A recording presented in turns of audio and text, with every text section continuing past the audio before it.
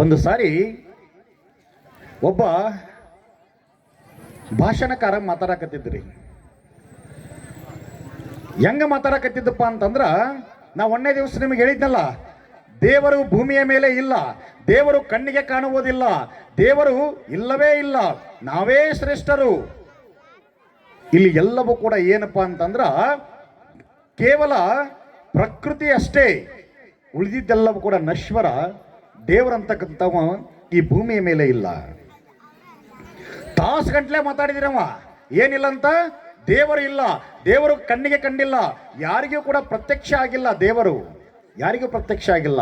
ಕಣ್ಣಿಗಂತೂ ಕಾಣೋದು ಬಹುದೂರ, ಕಾಣೋದು ಬಹುದೂರ. ತಾಸು ಗಂಟ್ಲೆ ದೇವರಿಲ್ಲ, ಹಾಗೆ ಹೀಗೆ ಎಲ್ಲವನ್ನ ಭಾಷಣ ಮಾಡಕತ್ತಿದ್ದ. ಒಬ್ಬ ಪುಟ್ಟ ಬಾಲಕ ಎದ್ದು ನಿಂತು ಹೇಳಿದ, ಏ ಮರಯ, ಏನು ಮಾತಾಡಕತ್ತಿ ನೀನು? ನಿನ್ನ ತಲೆ ಒಳಗಡೆಗೆ ಜ್ಞಾನನ ಇಲ್ಲ, ನೀನು ಖಾಲಿ ಖಾಲಿ ಆಗಿ ಅಂತ ನಾವು ಎದ್ದವನ. ಈಗ ಯಾರಾದ್ರೂ ಒಬ್ಬ ಸಭೆದಾಗ ಮಾತಾಡಕತ್ತರಂದ್ರ, ಈ ನಾ ಮಾತಾಡ್ತ ಮುಂದೆ ನೀವು ಎದ್ದು ನಿಂತವ್ರನ್ನ, ನೀ ಮಾತಾಡೋದು ಸರಿಯಲ್ಲಪ್ಪ, ಏನು ಮಾತಾಡಕತ್ತೀನಿ ಅಂತ ಕೇಳಿದ್ರೆ ಹೆಂಗೆ ಅನಿಸ್ತತ್ರಿ ಮನಸ್ಸಿಗೆ ಅವನಿಗೆ? ಹಾಗೆ ಅತ್ಯಂತ ಶ್ರೇಷ್ಠ ಭಾಷಣಕಾರನಾಗಿರ್ತಕ್ಕಂಥ ಆ ವ್ಯಕ್ತಿಗೆ ಒಬ್ಬ ಪುಟ್ಟ ಬಾಲಕ ಪ್ರಶ್ನೆ ಮಾಡ್ತಾನ, ಏ ಮರಯ್ಯ, ನೀ ಏನು ಮಾತಾಡಕತ್ತಿ? ದೇವರಿಲ್ಲ ಅನ್ನಕತ್ತಿ, ಅದಕ್ಕಿಂತ ಮುಂಚೆ ನಿನ್ನ ತಲೆಯಾಗ ಬುದ್ಧಿ ಇಲ್ಲ ಅಂದವ. ತಲೆಯಾಗ ಜ್ಞಾನ ಇಲ್ಲ, ಬುದ್ಧಿ ಇಲ್ಲ ಅಂತಂದ. ಅವಾಗ ಅವ ಭಾಷಣಕಾರ ಅಂದ, ಯಾಕಪ್ಪ, ಯಾಕೆ ಬುದ್ಧಿ ಇಲ್ಲ? ತಾಸುಗಟ್ಟಲೆ ಮಾತಾಡ್ತೀನಿ, ದೊಡ್ಡ ದೊಡ್ಡ ಚರಿತ್ರೆಗಳನ್ನ ಬರೆದೀನಿ, ಇತಿಹಾಸವನ್ನ ರಚನೆ ಮಾಡೀನಿ, ನನಗೆ ಲಕ್ಷಾಂತರ ಜನ ನನ್ನ ಭಕ್ತರಿದ್ದಾರ, ನನ್ನನ್ನು ಫಾಲೋ ಮಾಡ್ತಕ್ಕಂಥವ್ರು ಇದ್ದಾರ. ಮತ್ತು ನನಗೆ ಜ್ಞಾನ ಇಲ್ಲ, ನನಗೆ ಬುದ್ಧಿ ಇಲ್ಲ ಅಂತೀಯಲ್ಲ, ಯಾಕಪ್ಪ ಬುದ್ಧಿ ಇಲ್ಲ? ಹಾಗಾದ್ರ ಆ ಬುದ್ಧಿ ಎಲ್ಲೈತಿ ತೋರ್ಸಂಗಾದ್ರ ಅಂದವನ. ಆ ಬುದ್ಧಿ ಎಲ್ಲೈತಿ ತೋರಿಸು ಅಂತಂದ.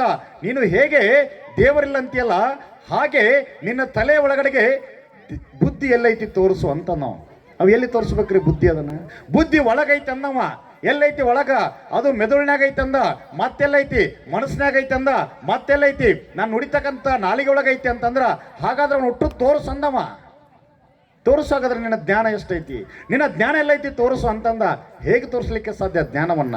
ಹಾಗೆ ಹೇಗೆ ನಿನ್ನ ತಲೆ ಒಳಗಡೆ ಬುದ್ಧಿ ತೋರಿಸ್ಲಿಕ್ಕೆ ಆಗೋದಿಲ್ವೋ, ಹಾಗೆ ದೇವರನ್ನ ಕಣ್ಣಾರೆ ನೋಡ್ಲಿಕ್ಕೆ ಸಾಧ್ಯವಿಲ್ಲ. ಆತ ಸರ್ವಾಂತರಯಾಮಿ. ಯಾರು ದಾನವನ್ನ ಮಾಡ್ತಾರೋ, ಯಾರು ಧರ್ಮವನ್ನ ಮಾಡ್ತಾರೋ, ಯಾರು ಪುರಾಣ ಪ್ರವಚನಗಳು ಕೇಳ್ತಾರೋ, ಯಾರು ಮಠಮಾನ್ಯಗಳಿಗೆ ಹೋಗ್ತಾರೋ, ಯಾರು ಹೊರಗುರು ವಿರಕ್ತ ಪರಂಪರೆಯ ಪೂಜ್ಯರ ಪಾದಕ್ಕೆ ತಮ್ಮ ಹಣಿಯನ್ನ ಮಣಿತಾರೋ, ಅಲ್ಲೇ ದೇವರಿದ್ದಾನೆ ಅಂತಕ್ಕಂಥ ಮಾತನ್ನ ಇಡೀ ಜಗತ್ತಿಗೆ ಸಾರಿರ್ತಕ್ಕಂಥದ್ದು ನನ್ನ ದೇಶ.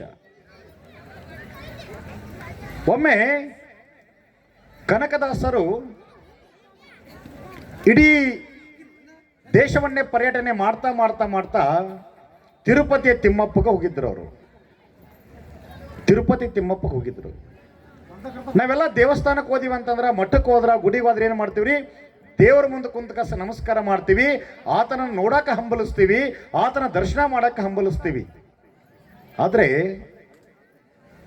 ಮಹಾಸಂತ ಕನಕದಾಸರು ತಿರುಪತಿ ಮುಂದೆ ಕುಂತ ನಮಸ್ಕಾರ ಮಾಡಕ್ ಹೋಗಿರ್ಲಿಲ್ಲ. ಅವರು ದೇವಸ್ಥಾನದ ಮುಖ ಈ ಕಡೆ ಇತ್ತು, ತಿರುಪತಿಯ ಮುಖ ಈ ಕಡೆ ಇತ್ತು. ಅವ್ರು ಏನು ಮಾಡಿದ್ರಪ್ಪ ಅಂತಂದ್ರ, ಆ ದೇವಸ್ಥಾನದ ಹಿಂದ್ಗಡೆಗೆ ಬೆನ್ನು ಮಾಡಿ ಕೂತ್ಕೊಂಡಿದ್ರು. ಅವ್ರು ನಾವು ಯಾರಂಗೆ ಕುಂದಿರ್ತೀವೇನ್ರಿ? ದೇವಸ್ಥಾನಕ್ಕೆ ಹೋದ್ರ, ಗುಡಿಗೆ ಹೋದ್ರ, ಮಠಕ್ಕೆ ಹೋದ್ರ ಅಜ್ಜನ ಗದ್ದಿಗೆ ದರ್ಶನ ಮಾಡಬೇಕು, ಅಪ್ಪಾರ ಪಾದಕ್ಕೆ ನಾವು ಬೀಳ್ಬೇಕಂತೇಳಿ ಗುರುವಿನ ಮುಂದೆ ಕುಳಿತುಕೊಳ್ತೀವಿ. ಆದರೆ ಆ ಕನಕದಾಸರು ಏನು ಮಾಡಿದ್ರು ಅಂತಂದ್ರೆ, ದೇವಸ್ಥಾನ ಹಿಂದ್ಗಡೆಗೆ ಬೆನ್ನು ಮಾಡಿ ಮುಖ ಆ ಕಡೆ ಮಾಡಿ ಕುಂತಿದ್ರು.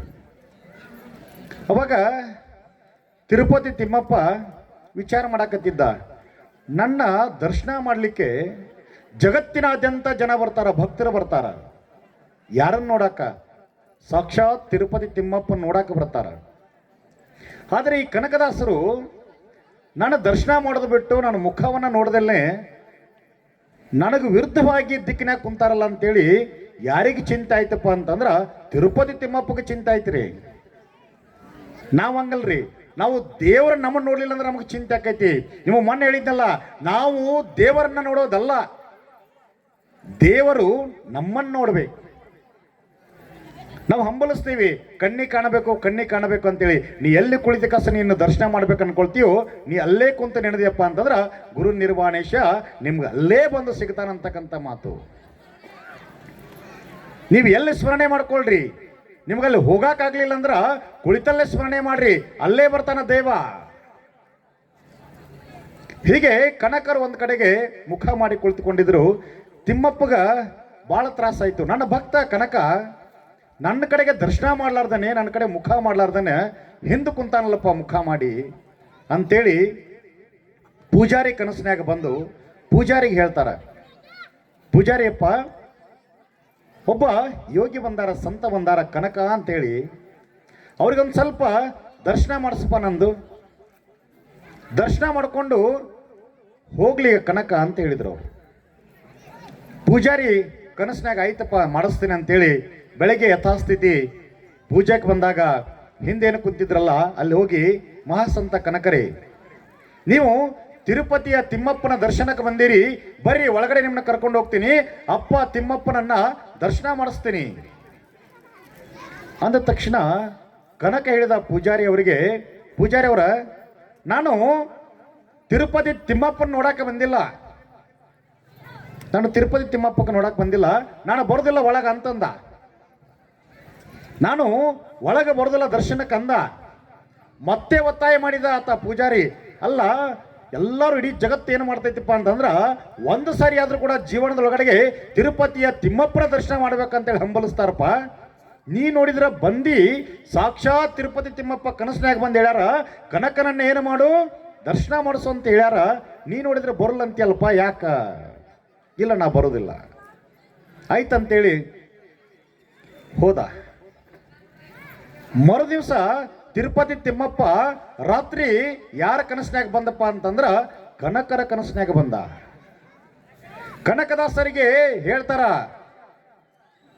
ಏ ಕನಕ, ನಾನು ತಿಮ್ಮಪ್ಪ ಬಂದೀನಿ, ನಿನಗ ದರ್ಶನ ಕೊಡಕಂತ ಬಂದೀನಪ್ಪ, ನೀನು ಒಳಗ ಬರಬಲ್ಲ ಯಾಕಂತ ಕೇಳಿದ್ರ ತಿರುಪತಿ ತಿಮ್ಮಪ್ಪಗೆ ಕನಕದಾಸರು ಹೇಳ್ತಾರ, ಏ ಅಪ್ಪ, ನಾನು ನಿನ್ನ ದರ್ಶನ ಮಾಡೋದು ನನಗೆ ಮುಖ್ಯ ಅಲ್ಲ, ನಿನಗ ಲಕ್ಷಾಂತರ ಜನ ಕೋಟ್ಯಾಂತರ ಜನ ಏನು ಮಾಡ್ತಾರಪ್ಪ ಅಂತಂದ್ರ ನಿನ್ನ ದರ್ಶನ ಮಾಡಕ್ಕೆ ಬರ್ತಾರ, ನಿನ್ನ ದರ್ಶನ ಮಾಡಿ ಈ ದೇವಸ್ಥಾನದ ಸುತ್ತಲೂ ಏನು ಮಾಡ್ತಾರ, ಸುತ್ತನ್ನ ಹಾಕ್ತಾರ.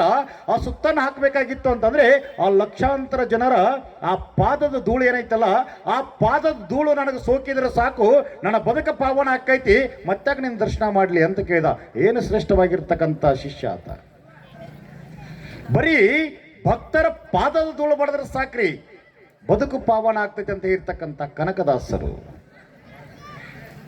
ಏನು ಶ್ರೇಷ್ಠ ಆಯ್ತು ನೋಡಿ ನಮ್ಮ ಪರಂಪರೆ. ಇತಿಹಾಸದ ಪುಟದೊಳಗಡೆಗೆ ಸಮಾಜದ ಏರುಪೇರುಗಳೆಲ್ಲವನ್ನು ಕೂಡ ತಿದ್ದಿ ತೀಡಿದವರು ಶರಣ ಯೋಗಿಗಳು. ಶರಣರಿಗೆ ಯಾವತ್ತೂ ಕೂಡ ಜಾತಿ ಮತ ಧರ್ಮ ಯಾವತ್ತೂ ಬರೋದಿಲ್ಲ. ನಿಮಗೆ ನಾ ಹೇಳ್ತಾ ಇದ್ದೆ, ನಾವು ಮಠಕ್ಕೆ ಹೋಗ್ಬೇಕಾರ, ದೇವಸ್ಥಾನಕ್ಕೆ ಹೋಗ್ಬೇಕಾದ್ರ, ಗುಡಿಗೆ ಹೋಗ್ಬೇಕಾಗಿತ್ತು ಅಂತಂದ್ರ ನಾವು ಸಾಕ್ಷಾತ್ ಸಂತ ಮಹಾಂತ ಯೋಗಿ ಸ್ವಾಮೀಜಿಗಳನ್ನು ದರ್ಶನ ಮಾಡಬೇಕಾಗಿತ್ತು ಅಂತಂದ್ರ ಯಾವತ್ತು ಬದುಕಿನ ಒಳಗಡೆ ಎರಡು ಬಿಟ್ಟು ಬರಬೇಕು. ಒಂದು ತಲೆಯನ್ನು ಎರಡು, ಕಾಲಾನ ಒಂದು ಎರಡು ಬಿಟ್ಟು ಬರ್ಬೇಕ್ರಿ. ಒಂದು ತಲೆಯಾಗ ಎರಡು, ಒಂದು ಕಾಲಾಗ ಎರಡು ಬಿಟ್ಟು ಬರಬೇಕು. ಕಾಲಾನು ಎರಡು ಬಿಟ್ಟು ಬರಬೇಕು, ಜೊತೆಗೆ ತಲೆಯಾಗ ತುಂಬಿಕೊಂಡಿರ್ತಕ್ಕಂಥ ಒಂದು ಜಾತಿ ಬಿಟ್ಟು ಬರಬೇಕು, ಮತ್ತೊಂದು ರಾಜಕಾರಣ ಬಿಟ್ಟು ಮಠಕ್ಕೆ ಬರಬೇಕು. ನಾವು ದೇವಸ್ಥಾನಕ್ಕೆ ಹೋಗ್ಬೇಕಾದ್ರೂ ಕೂಡ ಅವೆರಡೂ ಬಿಟ್ಟೇ ಹೋಗ್ಬೇಕು. ಬಿಟ್ಟು ಹೋದಿವಿ ಅಂತಂದ್ರ ನಿರ್ವಾಣೇಶ ಏನು ಮಾಡ್ತಾನಪ್ಪ ಅಂತಂದ್ರ ಭಕ್ತರನ್ನ ಕೈಬೀಸಿ ಕರಿತಾನ. ನಿನಗೆ ಜಾತಿ ಇಲ್ಲ, ಕುಲ ಇಲ್ಲ, ಧರ್ಮವಿಲ್ಲ, ಮಾನವ ಕುಲಕ್ಕೆ ಜಯವಾಗಲಿ, ಮಾನವ ಧರ್ಮದಿಂದಲೇ ವಿಶ್ವಕ್ಕೆ ಶಾಂತಿ ಅಂತಕ್ಕಂಥ ದಿವ್ಯ ಸಂದೇಶವನ್ನ ನಾವೆಲ್ಲ ಮಾನವ ಕುಲದವರು ಸಾರಿದೀವಿ ಅಂತಂದ್ರ ನಿರ್ವಾಣಪ್ಪ ನೀನು ನಡ್ಕೋ, ನೀನು ಪಡ್ಕೋ ಅಂತ ಏನು ಹೇಳ್ತಾನಲ್ಲ, ನೀವು ಹೆಂಗೆ ನಡ್ಕೊಳ್ತೀರಿ ಆತ ಏನು ಮಾಡ್ತಾನ, ನೀವು ಹಾಗೆ ಪಡ್ಕೊಳ್ತೀರಿ ಆತನನ್ನ. ನಿರ್ವಾಣೇಶನ ಚಿಂತನೆಗಳು ಅದ್ಭುತ. ನಿಮಗೆ ಆಶ್ಚರ್ಯ ಅಂತಂದ್ರೆ ಸಿದ್ಧಾರೂಢರು ಯಾರನ್ನು ಕೂಡ ಅಷ್ಟ ಪ್ರೇಮ ಭಾವದಿಂದ ನೋಡಿದವರಲ್ಲ.